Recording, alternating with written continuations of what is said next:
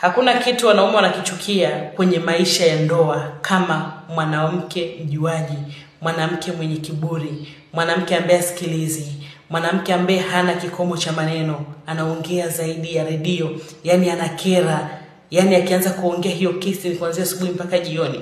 Na akiamua kupiga simu pia anaweza kapiga simu kuanzia asubuhi mpaka jioni. Zile kero maneno kila siku nasema huwa yanawakwaza wanaume.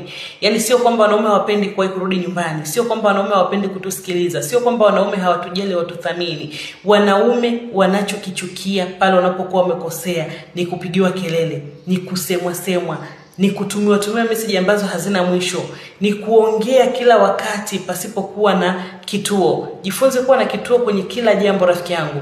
Yani raha ya mwanamke ni kutambua namna ya kutumia kinywa chake vyema.